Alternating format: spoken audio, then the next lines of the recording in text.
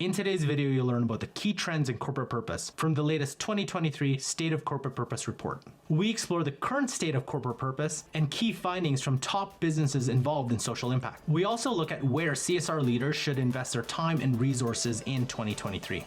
Let's make a social impact. Hi everyone, I'm Carl. Welcome to the Social Impact Show, a channel where you get the latest strategies and tips to help you scale and grow your CSR and goodness programs.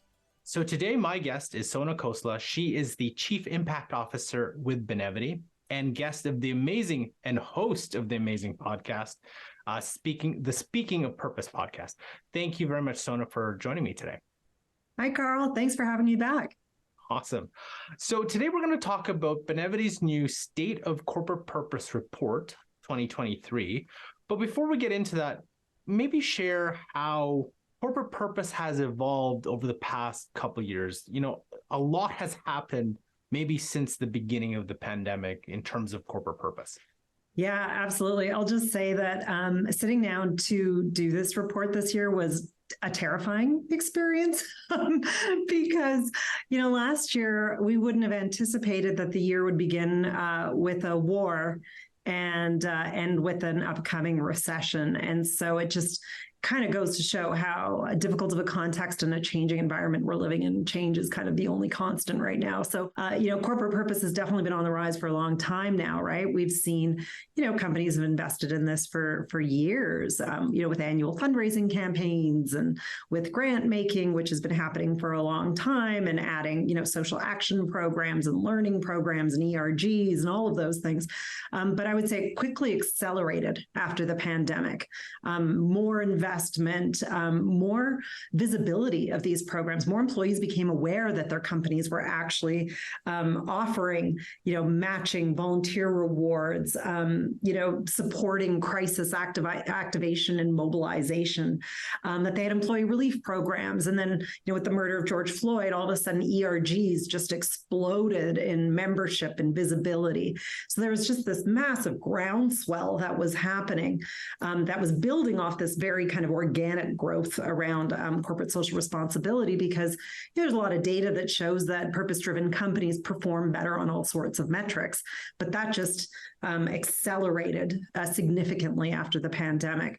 But then, you look at the latter part of 2022, and there was rising discussion around a recession and economic pressure. And then we started to see companies being forced to make difficult decisions around their investments and their companies to protect their bottom line, with the cost of capital really, really going up and inflation. And so we were seeing some early decisions around, well, we think we might need to tighten budgets or look at our resources or look at our focus and our priorities. And so for this year's report, what we really tried to do was figure out how we could help companies navigate this time, recognizing all the value we know that purpose brings, but then also recognizing that there's this new kind of pressure being added to the situation around profits. And that's kind of looming overhead, all of the work that we've been doing over the last few years around building momentum in corporate purpose. Do you think some of those things that we saw the past couple of years, the rise of ESG, diversity, equity, inclusion, you mentioned ERGs. Do you feel that there was such momentum behind it? There was such a push. Maybe it was too hot that, now when the economy is unsettled, to say at best, maybe some of that was burning too hot, that the momentum was, there's no way we could have sustained that. I don't think so. I think overall, I think companies met the moment in that time, and that this is actually what employees have been saying for the last 10 years. They want to work for companies that care about the world, that care about the environment, that allow them to engage in their communities, allow them to bring their purpose and passions to work. So I actually feel like companies really met the moment. And what's hard now is that actually we've built up this awareness and demand. So how do companies actually manage in a time when the cost of capital has grown and the pressure for profits has grown? And so I think it's created a new tension that's really putting the values and investments of a corporation to the test. But I wouldn't say that is necessarily that it was running too hot. Maybe I'm biased. I would just say that there were so many crises that were very significant in scope, scale, and impact that required the attention. And there had been this growing momentum around ESG, this growing momentum around employee demand and expectations and consumer demand and expectations. And, coming out of the pandemic, companies and business has remained the most trusted institution. That tells us something about what right was done. And so I would say that it's a risk now to be pulling back, even though companies don't always have the choice. And so making those decisions, really judiciously and discerningly is going to be important. So can you tell us more about this year's State of Corporate Purpose report, and how is it a little bit different than last year's? Yeah, so like I said, it was a bit of a different experience trying to predict what companies might do this year. And so what we did, this is our third annual report, and what we did this year, because it was kind of a different year. We had a war, we had a recession starting to kind of show itself at the end of the year. Was we actually added, in addition to our own platform data at Benevity, which really reveals the trends from about 1,000 companies that represent 20 million employees, was we actually complemented it with a survey to just get insights on what corporate purpose and CSR and social impact leaders and DEI leaders were thinking. And so we wanted to get a very holistic view of how they were thinking about what was going to be top of mind during this period of heightened economic pressure and uncertainty.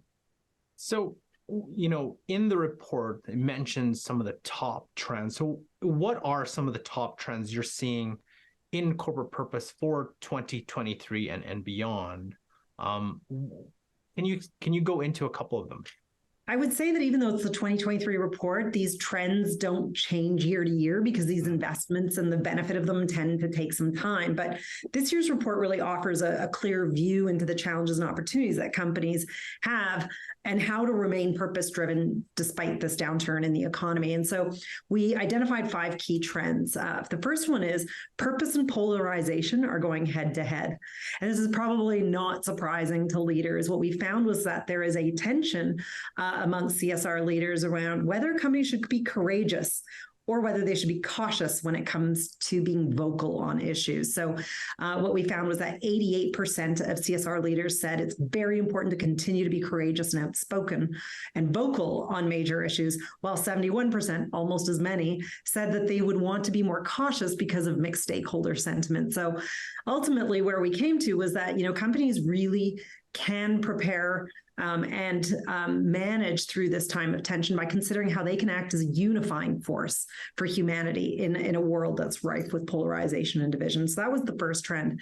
The second trend was called quiet giving is on the rise.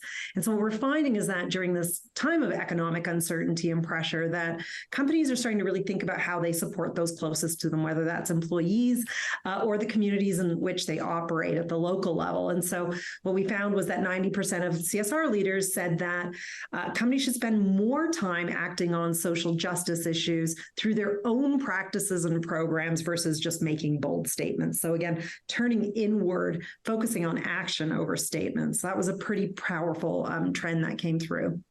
The third trend was really that companies are becoming communities. So as we start to navigate the challenges of hybrid work in this kind of new normal, companies should not miss out on the powerful opportunity to leverage volunteering specifically to create a deeper sense of community amongst their employees. So over 70% of all the companies that we surveyed said that they were investing more in volunteering this year, and especially in in-person volunteering around their office locations. And why this wasn't very surprising to us is because what we find with volunteering is that it's profound for the individual sense of well-being and purpose and connection. It's also really, of course, important to nonprofits who are actually currently struggling to retain volunteers and attract volunteers. So solving a bit of a social impact issue or a nonprofit sector issue. And then third, companies are trying to figure out how to unify their people. And what they know that cuts across everybody is this desire for a positive impact and purpose.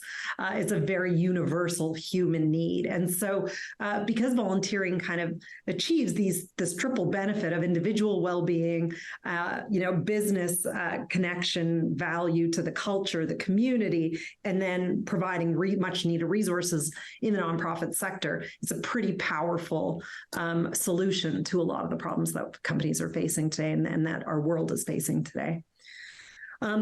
The fourth trend is that ERGs are a must-have in DEI. And so ERGs aren't new, of course, but they have definitely heightened in strategic value to companies. And what we're finding is that companies are prioritizing support for employee resource groups, and that the ones who do are going to reap a host of business and employee benefits similar to volunteering. So we found was that 96% of employees agree that ERGs should continue to be a critical DEI investment in 2023, despite economic pressure.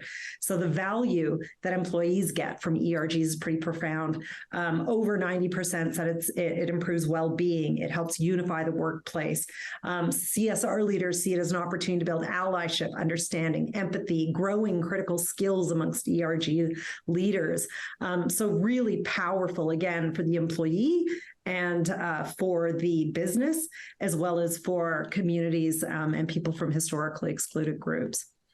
The final trend actually comes back to ESG, which you mentioned earlier, Carl. And this one was really about the fact that we are evolving from an ESG mindset to be thinking more about positive outcomes. And so what we're seeing is that it's imperative that companies continue to focus on purpose and positive impact, and not just risk disclosures, which come with ESG. And they need to do this as a part of their long-term strategy. So what was interesting was that 86% of the leaders that we surveyed said that companies should focus on driving greater impact versus just ESG reporting. So I think we're starting to see some teasing out of ESG is not impact. ESG is still around managing risk around non-financial factors in a business environment, social governance, but positive impact is actually going beyond the risk and trying to generate positive outcomes in the community.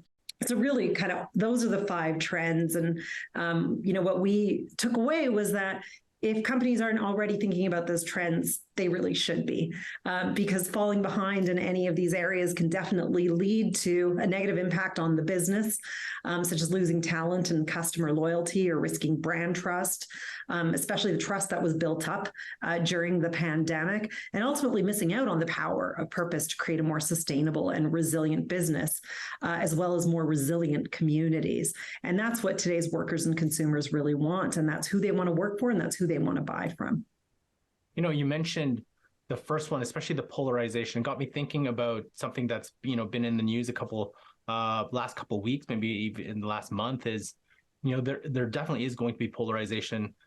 You're seeing it. You saw it with Bud Light. You saw it with Anheuser-Busch, and the backlash that came from that. And there's so many different ramifications. We don't need to go specifically into the reasons why, but I think that is something that companies do have to think about. And where was I? I was listening to, I don't know, I think it was a podcast where I think the question for a lot of companies is, do you lean in and stand behind the principles that you have actually said and espoused and, some would say promoted to your employees and to your stakeholders, to your shareholders, to your customers, or is it a time to kind of back away because you will face that backlash? So it's very interesting that especially that first trend. Yeah, I think so. I think, my perception of the Bud Light situation is not that they went against their values, it's that they moved really fast into a new set of values that maybe hadn't taken root in the company and in the brand, which created kind of like organ rejection. And so it's okay. I actually think it's like a really interesting lesson in readiness to do that. But I actually don't think it's going to be, in the end, I get that there's massive financial implications, massive social implications, but this is also how brands learn. Hopefully what they learn is not that they shouldn't be bold and stand for, human rights. I think it's about learning how to go to market with a shift in values and purpose. And hopefully, sometimes you crash into the room and that's kind of what Bud Light did. And you know what, they'll find their new place. And unfortunately what ends up happening is companies get kind of a massive fear that gets adopted because we don't want to take that. It was bad. And yeah, it was bad. But also, there's actually a lot to learn about how they can do it next time. And they've kind of forged a path, whether they like it or not. And they can learn from that and take steps that feel more right. And there's going to be a ton of learning from this. So I just hope that that's not lost, because as humans, we like to succeed at everything. But those failures are tremendously powerful. And remember, if you're getting value from this video, we'd really appreciate you hitting that like button. And the question of the day for you is, how have you seen corporate purpose move today? And how has it affected your workplace, if any? Let us know in the comment section below. So, a big piece of corporate purpose is diversity, equity, inclusion. So how are CSR leaders creating strategies that connect corporate purpose and DE&I? So one thing I'll say that's kind of really emerging on this front, Carl, is that we're actually starting to see DEI and social impact come together under one leader. That is like very new. It's a very emerging trend. We don't have data on it. It's just kind of early signs and signals out in the market that we're seeing this.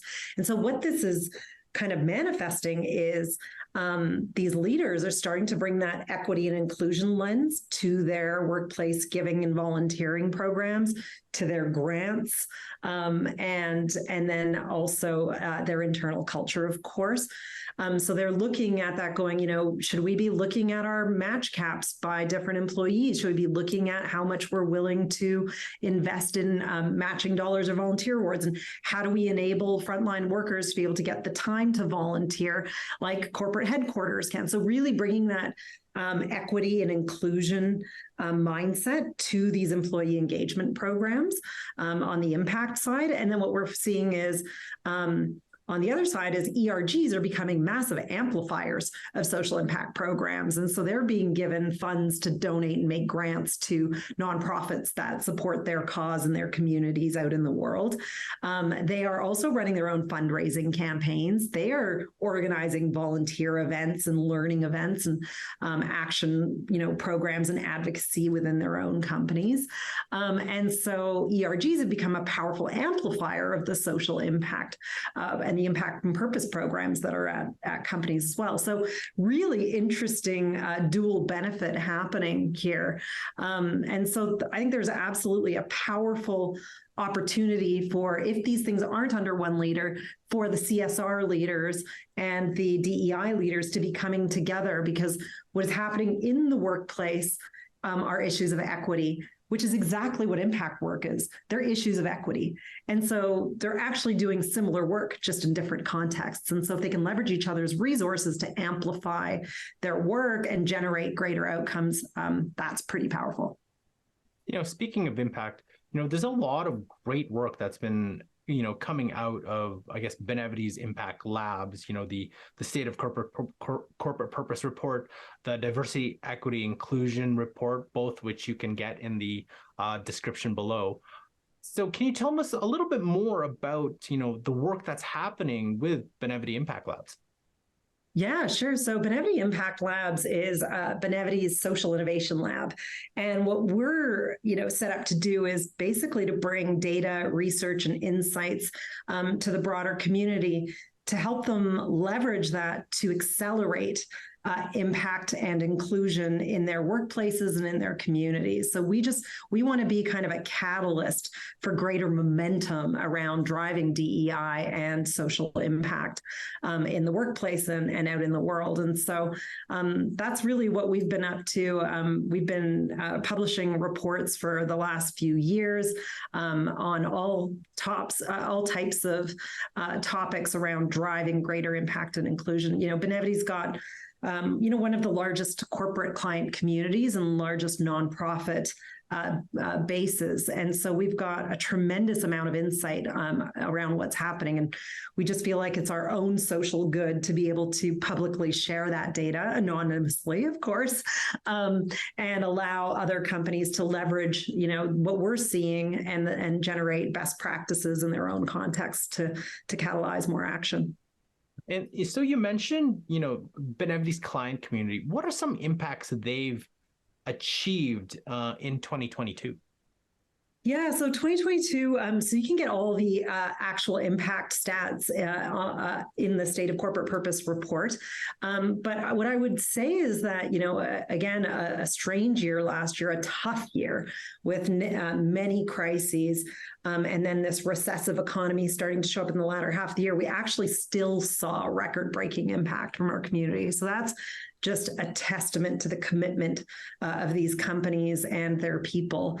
And I think is a great antidote to all the news about purpose washing and greenwashing and ESG washing. But most notably, what we saw was a 20% increase in dollars donated. Again, powerful amongst, that kind of uncertain economy that showed up at the end of the year. We also saw some growth in the number of grants awarded, but they were at about a similar amount of total grants dollars. So more grants, likely a bit smaller. And then the biggest and most notable thing we saw last year was volunteering soared to new heights. We saw a 61% increase in volunteer hours year over year. And we actually saw the highest number of volunteering hours on our platform ever. And then we also saw a 91% growth in the number of volunteers. So that's just a massive push in volunteering, which is incredible, and a number of companies really adopting volunteering into their corporate cultures, probably for the reasons that we discussed earlier. So our next set of questions really focus on the takeaways for our audience to help with their programs. And my first question to you is, if there's one thing that readers can take away from the State of Corporate Purpose report, what would that be? Yeah, I think that, in this continuing uncertain economy, in this world, of constant change and crisis, it's really idealistic to say, don't pull back on purpose, keep going as far as you can. But that's not the current reality we're facing. And so I think what I really love about this year's report is it gives very tactical insights into how companies are thinking about investing during this time. And it really is around volunteering, ERGs, thinking about the positive impacts that they're generating, and then finding where they sit on that courageous, cautious continuum. So what I really want readers to take away is that it's not an all or nothing.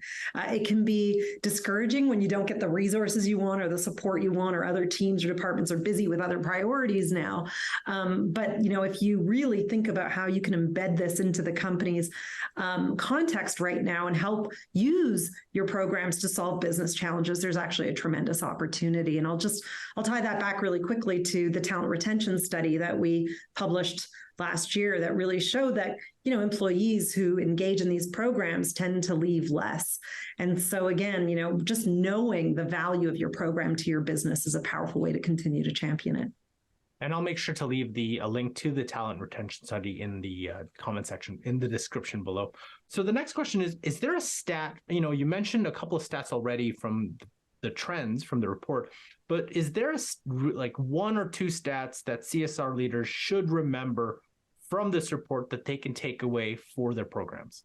Yeah, there is one. It's actually right at the end of the report. And it's not one that we talk about a lot, but I think it's actually the most impactful one. And the stat is 92% of CSR leaders agree that companies shouldn't put a burden on nonprofits for impact reporting. That is a vast majority. That's almost everyone who says that. And yet we as corporate funders and, corporate social responsibility leaders are the biggest offenders. We're the ones who ask these nonprofits to fill out reams and reams of survey data to tell us what impact they're having, whether or not those nonprofits are actually equipped to capture and manage that data. And so the change is on us. We clearly have an appetite to make a difference. And so that means also making a difference, not in just providing funding, but in the way we actually engage with our nonprofits. So if we can be the change we want to see in the world on this topic, which is really looking at what is the burden we're putting on our nonprofits during this time of economic pressure, because they're facing the exact same thing we are. Let's just lead with that change. So ask yourself, what is the one or two things we can do to remove the burden on our nonprofits, especially as it relates to impact reporting? There are massive amounts of data wastage. You probably use 5 to 10% of the data you get from your nonprofits. Could you just ask for that? Isn't that always the case? We have way too much data that we can actually use. So last question here, based on the report, where should CSR leaders use their budget and their resources in their programs this year? Yeah, I mean, I think it's going to, of course, depend on each company and what matters to them and, what their strategic focus is. But I would say, number one, volunteering. It's such a powerful way to bring your people together, and it goes beyond bagels and coffee at the office. It's a much more meaningful way to drive engagement, community, and connection. You could have bagels as well, but the volunteering piece is pretty powerful. I would say also investment in scaling ERGs. ERGs have shown sustained growth over the last few years. Help them be successful by providing them with technology and tools and funding resources to actually be successful. Nothing is worse than asking people from historically excluded groups to step up and take voluntary roles and then not equip them with what they need to be successful. And then finally, grants. Critical. And so always critical, but especially right now to local communities and those organizations that are led by people of color or underrepresented groups, they get such a minimal amount of funding. So really think about how you can actually increase your funding to organizations led by BIPOC leaders or historically excluded groups. You also forgot pizza lunches. Yeah, that's because that does bring me in. So Sona, is there anything else you'd like to add in terms of the State of Corporate Purpose report for CSR leaders? Yeah, I mean, I think ultimately this is a great year to take a step back. It's been 3 years since the pandemic and assess what you've learned. We've done a lot in the last 3 years. We've tried a lot of things. We've reacted, we've responded, we've, revised our strategies, revised our investments. We've got enough time and data now to actually look back and see, what did we learn? And I would say, let's just take a moment to reflect on who we are coming out of this and who we want to be going forward. It's a powerful moment, actually. So if anybody wants to connect or reach out to you, Sona, what's the best place to reach you? I'm on LinkedIn. That's the best place. If you liked this report, you got to check out the new Diversity, Equity, Inclusion report by watching this video here. Thanks for watching, and we'll catch you next episode.